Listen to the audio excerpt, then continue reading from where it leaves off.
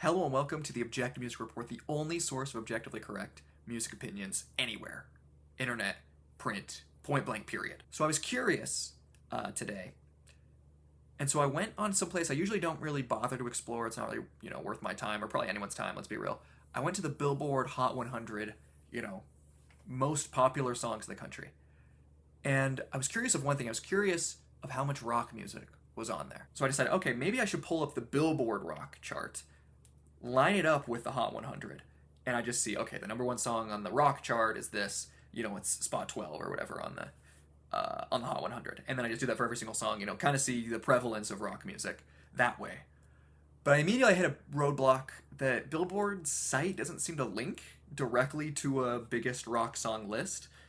And so I do a little bit of things, and I think I find one eventually, even more reliably, I find this mainstream rock chart number one singles list on Wikipedia. That's basically all I can find. So I look at this, and according to this chart, the number one rock song in the world right now, according to Billboard, is Afterlife by Evanescence, which is, not an old song, but, obviously a legacy band. And so anyways, I'm like, okay, let's just see, where at least this one song stacks up amongst the list. And so I go back to the Hot 100, and I look through, I Control F, and Afterlife is not on the list. Meaning that, according to Billboard's own metrics, the number one rock song in the country is not even in their Hot 100. Meaning that there is no rock song there at all, period, right? Now, obviously, I could have bungled something. I could have, found an official list. I did seem to find one hot rock chart that had this Hosier song, and the Hosier song was also not in the Hot 100. So maybe I messed up something. Maybe there was some weird thing. I'm sure you could classify some of the songs on there as, rock or rock adjacent, right? But it seems, at the very least, the takeaway is rock is probably the least relevant it's ever been by a mile. That commercially, rock is just not that contemporary. And that kind of begged the question for me. Is rock this beloved, hallmark genre of the last 100 years? This beloved genre across, in the United States and, globally. Is rock dead?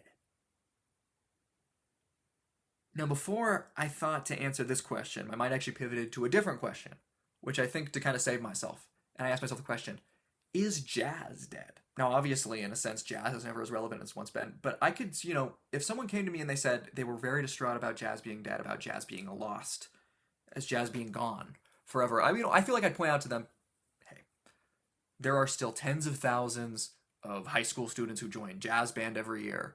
There are still, beloved jazz records that are still bought, by the heaps, especially with sort of the vinyl explosion happening recently.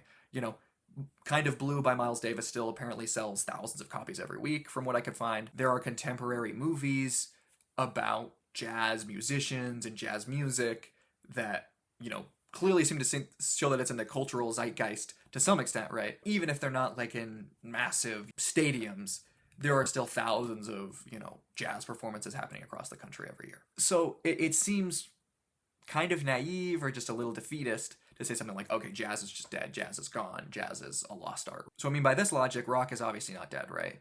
We had that Bob Dylan movie last year played by Timothée Chalamet, who's arguably the most famous Gen Z, he might be a millennial, most famous younger actor. We're having this Bruce Springsteen movie, I think, this year or next year. We're having 4 Beatles movies running concurrently. So it's clearly not culturally irrelevant. People are clearly, asking for cultural expressions of rock music. It's clearly understood. People know who these artists are if they're making movies about them, right? And, possibly more people are listening to more rock music in a technical sense than they ever have before. This is usually brought up in a negative sense, but in this case it's kind of positive. People are listening to more old music now than new music relative to one another than they ever have before. And people are just listening to more music, period, because of streaming services and, digital technology and stuff like that. People are listening to more music now than they did in the past. And so technically you could probably make an argument that people are listening to, in terms of just sheer hours, are listening to more rock music now than they ever did before. So, looking at all this, it seems like, no, it's kind of ridiculous to say rock is dead. It clearly has a lot of cultural relevance and resonance, and, people are still listening to it and enjoying it in massive amounts. So, rock I don't think is dead. But I think through this line of thinking I've brought us through, I don't know if you could say anything is dead. Could you say a single genre is dead if people are still listening to it and enjoying it in large amounts, or still, culturally tied to it or culturally invested in it. By this logic, I don't think you say any genre of music is dead. Point blank, period. I mean, look at rockabilly music. We had those 2 Elvis documentaries a few years ago. I wouldn't be surprised if we see like a Chuck Berry documentary. You won't even know what 8 Bars Blues is, but they'll kind of know what that, old school rock like sort of progression sounds like, right? It's clearly not dead in like people know what it is and people, have listened to it. But I mean, it's dead in the sense that, nothing's happening to it. I think the better way to think of it is in terms of revivals. So a lot of older genres will have revival periods where, they were dead or at least dormant, but not forgotten by any means. They weren't forgotten, they were still listened to, but they were kind of dead, they kind of hit dead ends. And eventually, new artists came along, new bands, and they sort of re-enlivened the genre. And by doing that, essentially, caused a new creative flourishing of it. And I think that's the important part. So we look at the post-punk revival of the 2000s. It's not like post-punk was this, massive commercial behemoth. I mean, arguably, like, some adjacent bands kind of became behemoths. But I mean, it's not like post-punk itself was a massive, genre. It's just like the prototypical post-punk artists. They were probably more famous in the early 2000s than they were, when they were initially releasing music. Joy Division was probably more famous in 2002 than they were in 1982, right? The revival wasn't caused by the genre just getting more attention. It was caused by people looking at the genre and creating new things within it, or inspired by it, or influenced by it, whatever. So then it seems like the key feature of a musical genre revival is not just like a greater awareness or even a commercial revival. It's that there's a creative springing forth, I guess, from the initial genre and its inspirations. It brings about new expressions within that genre or influenced by that genre or, sort of tied in some sense to the genre. So bringing this back to rock music, is rock music, still springing forth new ideas, new bands, new groups working within this like larger rock canon? Obviously, yes. Now, obviously, I don't mean this video as like a recommendation video, but you can kind of look around. Maybe, maybe they're not bands hitting the Hot 100, but there's clearly plenty of like talented new artists doing new creative things within rock music. If you think rock music is just dead, hit a dead end, then, you can think that, but I don't think that's really borne out if you're making a good faith effort in looking out for things. And maybe it's not for you, right? Maybe this is not like the rock music you want to hear, or your favorite, movement within rock music. But I think you'd be wrong to say it's creatively dead. It's done.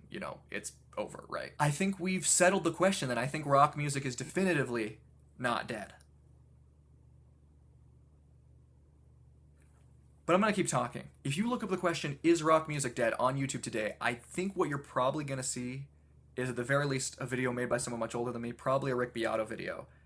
And those videos are probably going to talk about what I, front-loaded this video with, about how rock music is really badly represented on the charts, how it seems like commercially, all of the new music that is kind of, the most culturally important is not really rock music. In fact, it's rarely even like musical bands or groups now, right? You watch a Rick Beato video on this, he makes a video kind of with this exact same thesis every month. You're going to get kind of a pessimistic conclusion by the end of that. Why are some people more invested in this commercial sense than this, sort of pretentious artistic creativity sense? I mean, because the way I kind of said it, like, okay, there could be like 10,000 of us all listening to rock music, and then like, the rest of the 7 billion people on Earth, like not listening to rock music, and you'd still like, by my definition, you'd probably say, oh, rock music isn't dead. Look, we have this incredible community going, and we're doing lots of new creative things. Why does people care about the fact that rock music just has fallen off? The thing is, for a lot of people, and I think myself included even, rock music isn't just like an umbrella term that you put Chuck Berry and Led Zeppelin and Nirvana and Nickelback under. It's like kind of an ideology. It's kind of itself an institution, like a religion, about not just, how you make music and what that music will sound like, but kind of an ideology about what matters with music. What matters, I think, there's this zeitgeist of, what's important about music.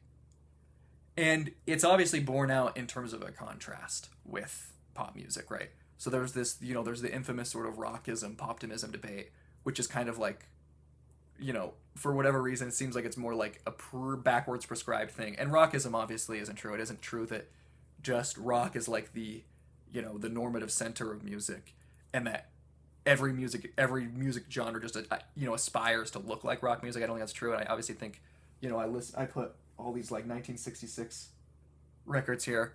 Obviously, like Pet Sounds is just as impressive as these two albums, right? But I think clearly there was a way to understand rock music as a contrast to pop music for the longest time. I mean, disco sucks. Why did disco suck? Because it was kind of the opposite. It's, you know, stood against everything else that the sort of rock elitist people thought was important to music. And in that sense, it's very, very clear that rock music doesn't make this contrast with pop music anymore, because it's just far less relevant in terms of what people think about and the new music people actually hear. According to this CBS poll, rock music is still the favorite genre of, you know, a plurality of Americans, right? But for younger Americans, that's not the case. Hip hop is actually the favorite genre, and then pop music, and then rock music in third. So there's clearly like sort of this age divide. And over time, obviously, it seems like, you know, rock music is just going to fall further and further down. Eventually, pop music or hip hop will surpass it in terms of favorites, just as, like, you know, sort of the older generation dies off. And so in this sense, this understanding of rock music as a contrast to pop music, as sort of this pretentious, better form of music, is lost, because it's just not, you can't tenably make the case that rock music has stayed on par with pop music. And I think in one sense, that's kind of sad, right? I think there's a lot of admirable qualities of rock music, and I think it was an interesting contrast to have, even if, you know, I wouldn't fully side on one side or the other. But I think in another sense, maybe we expected too much of rock music to put in that spot in the first place. Now, I think it would be incredible if there was a massive rock revival, if, you know, rock music kind of, I guess, rise to like the exact same level in terms of representation as pop and hip hop. You know, if there was like a perfect like third division of rock, pop, and hip hop, I think that'd be really interesting and really, really cool. But I mean, obviously that's just not what we have, and I don't think it's a very realistic thing that's going to happen. And so I think in that sense, yeah, like rock music is dead.